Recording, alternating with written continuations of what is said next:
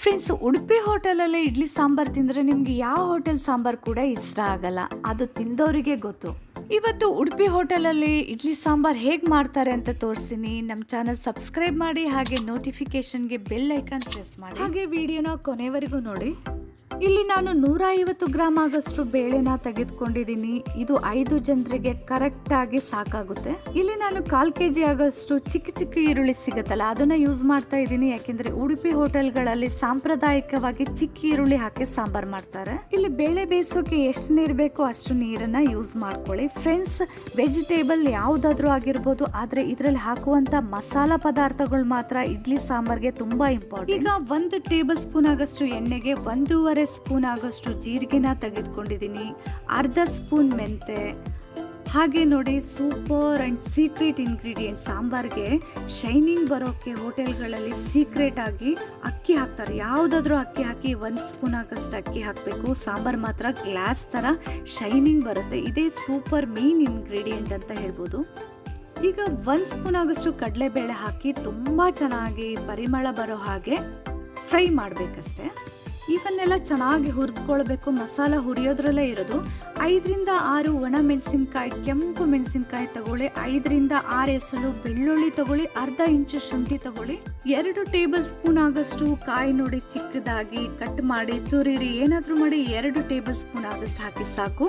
ನಾನಿಲ್ಲಿ 1/4 ಭಾಗ ಈರುಳ್ಳಿನ ತೆಗೆದುಕೊಂಡಿದ್ದೀನಿ. ಯಾಕೆಂದ್ರೆ ಚಿಕ್ಕ ಈರುಳ್ಳಿ ಬೇರೆ ಹಾಕಿದ್ದೀನಿ. ನೀವು ವೆಜಿಟೇಬಲ್ಸ್ ಬೇರೆ ಏನಾದ್ರೂ ಯೂಸ್ ಮಾಡೋದಾದ್ರೆ ಅರ್ಧ ಭಾಗದಷ್ಟು ಈರುಳ್ಳಿನ ಸೇರಿಸ್ಕೋಬೇಕು, ನೆನಪಿರ್ಲಿ. ಈಗ ಒಂದೇ 1 ಏಲಕ್ಕಿ, 3 ಲವಂಗವನ್ನ ಸೇರಿಸ್ಕೊಳ್ಳೋಣ. ಮತ್ತೆ ಕರಿಬೇವಿನ ಎಸಳನ್ನ 8ರಿಂದ 10 ಎಲೆಗಳನ್ನ ತೆಗೆದುಕೊಳ್ಳೋಣ. ನೋಡಿ, ಚೆನ್ನಾಗಿ ಫ್ರೈ ಮಾಡಬೇಕು. ಹುಣಸೆ ಹಣ್ಣನ್ನ ಅರ್ಧ ನಿಂಬೆ ಹಣ್ಣಿನ ಗಾತ್ರದಷ್ಟು ತಗೋಬೇಕು. ಹುಣಸೆ ಹಣ್ಣು ಕಟ್ಟ ಮೀಠ ಅಂತ ಹೇಳ್ತಾರಲ್ಲ, ಅದಕ್ಕೆ ಸಾಂಬಾರ್ ಯಾವಾಗಲೂ ಕಟ್ಟ ಮೀಠ ಇದ್ರೆ ಮಾತ್ರ ಇಡ್ಲಿಗೆ ಟೇಸ್ಟು. ಇದು ಅನ್ನಕ್ಕೆ ಹಾಕೊಳ್ಳೋ ಸಾಂಬಾರ್ ಅಲ್ಲದೆ ಇರೋದ್ರಿಂದ ಹುಳಿ ಒಂದು ಸ್ವಲ್ಪ ಜಾಸ್ತಿ ಇರಲಿ. ನೋಡಿ, ಇದನ್ನ ಗಂಧದ ಹಾಗೆ ರುಬ್ಕೋಬೇಕು. ಇದು ಮೇಯ್ನ್ ಆಗಿರೋದು. ನೋಡಿ, ಗಂಧದ ಹಾಗೆ ಚೆನ್ನಾಗಿ ರುಬ್ಕೋಬೇಕು. ಈ ಸಾಂಬಾರಿಗೆ ಚೆನ್ನಾಗಿ ರುಬ್ಬಿದ್ರೆ ಮಾತ್ರ ಸಾಂಬಾರ್ ತುಂಬಾ ಚೆನ್ನಾಗಾಗತ್ತೆ. ಈಗ ಒಂದು ಕಡಾಯಿಗೆ 1 ಸ್ಪೂನ್ ಎಣ್ಣೆ ಹಾಕ್ಬಿಟ್ಟು 2 ಹಸಿಮೆಣಸಿನಕಾಯಿನ ಚಿಕ್ಕದಾಗಿ ಹೆಚ್ಚಿ ಸೇರಿಸ್ಕೊಳ್ಳಿ. ಫ್ರೆಂಡ್ಸ್, ಈಗ ರುಬ್ಬಿಟ್ಕೊಂಡಿರೋ ಮಸಾಲವನ್ನ ಸೇರಿಸಿ ನಮಗೆ ಇಡ್ಲಿಗೆ ಹೇಗೆ ಸಾಂಬಾರ್ ಬೇಕು, ಸಾಂಬಾರ್ ಅಂದ್ರೆ ಸ್ವಲ್ಪ ನೀರಿರುತ್ತೆ. ನೋಡಿ ಹೇಗೆ ಅಂತ ಹೇಳ್ತೀನಿ. ಕನ್ಸಿಸ್ಟೆನ್ಸಿ ಅಷ್ಟು ನೀರನ್ನು ಸೇರಿಸ್ಬಿಟ್ಟು ಚೆನ್ನಾಗಿ ಕುದಿಸಿ. ಫ್ರೆಂಡ್ಸ್, ಈ ಉಡುಪಿ ಹೋಟೆಲ್ ಸಾಂಬಾರ್ ನಿಮಗೆ 5-6 ಮನೆಗೆ ಪರಿಮಳ ಹೋಗುತ್ತೆ. ಅಷ್ಟು ಪರಿಮಳ ಇರುತ್ತೆ. ನೀವು ಒಂದ್ಸರಿ ಮಾಡಲೇಬೇಕು ಫ್ರೆಂಡ್ಸ್ ಈ ಸಾಂಬಾರ್ನ. ಈಗ ಸಾಂಬಾರ್ನ ಚೆನ್ನಾಗಿ ಕುದಿಸಿದ ಮೇಲೆ ನಾವು ಬೇಳೆ ಬೇಯಿಸಿಟ್ಕೊಂಡಿದೀವಲ್ವಾ, ಅದನ್ನ ಹಾಕೋಣ. ಹಾಕಿ ಚೆನ್ನಾಗಿ ಎಷ್ಟು ನೀರು ಬೇಕೋ ಅಷ್ಟು ಸೇರಿಸ್ಕೊಳ್ಳೋಣ. ಫ್ರೆಂಡ್ಸ್, ಸ್ವಲ್ಪ ಬೆಲ್ಲ ಕೂಡ ಸೇರಿಸಬೇಕು ಸಾಂಬಾರ್ಗೆ. ಆವಾಗಲೇ ತುಂಬಾ ಟೇಸ್ಟ್ ಆಗೋದು. ರುಚಿಗೆ ತಕ್ಕಷ್ಟು ಬೆಲ್ಲ ಮತ್ತೆ ಉಪ್ಪನ್ನ. ಫ್ರೆಂಡ್ಸ್, ಈ ಉಡುಪಿ ಹೋಟೆಲ್ ಸಾಂಬಾರ್ಗೆ ಮೇಯ್ನ್ ಆಗಿ ಯಾವ್ದಾದ್ರು ವೆಜಿಟೇಬಲ್ ತಗೊಳ್ಳಿ. ಈ ಸ್ಪೈಸ್ ಹಾಕೋದಿದೆಯಲ್ವಾ, ಸಾಂಬಾರ್ ಪದಾರ್ಥಗಳು ತುಂಬಾ ಇಂಪಾರ್ಟೆಂಟ್.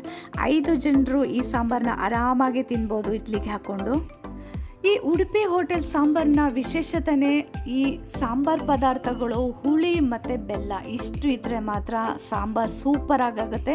ಫ್ರೆಂಡ್ಸ್, ಇದು ನಿಮ್ಗೆ ಯಾರು ಹೇಳ್ಕೊಟ್ಟಿರಲ್ಲ, ತುಂಬ ಚೆನ್ನಾಗಿರುತ್ತೆ. 1 ಸ್ಪೂನ್ ಎಣ್ಣೆ, ಸಾಸಿವೆ, ಹಾಗೆ 1-2 ಒಣ ಮೆಣಸಿನ್ಕಾಯಿ, ಹಾಗೆ ಕರಿಬೇವಿನ ಸೊಪ್ಪು ಹಾಕಿಬಿಟ್ಟು ಒಗ್ಗರಣೆ ಕೊಡಿ. 4ರಿಂದ 5 ಚಿಟಿಕೆ ಆಗಷ್ಟು ಇಂಗು ಹಾಕೋದನ್ನ ಮರಿಬೇಡಿ, ಹಾಕಲೇಬೇಕು.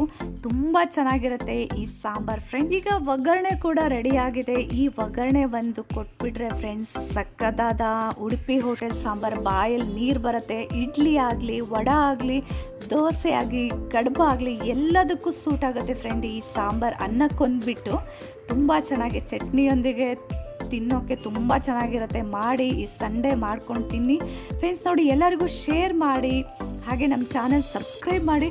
ವಿಡಿಯೋ ನೋಡಾದ್ಮೇಲೆ ಒಂದು ಲೈಕ್ ಕೊಡೋದನ್ನ ದಯವಿಟ್ಟು ಮರಿಬೇಡಿ.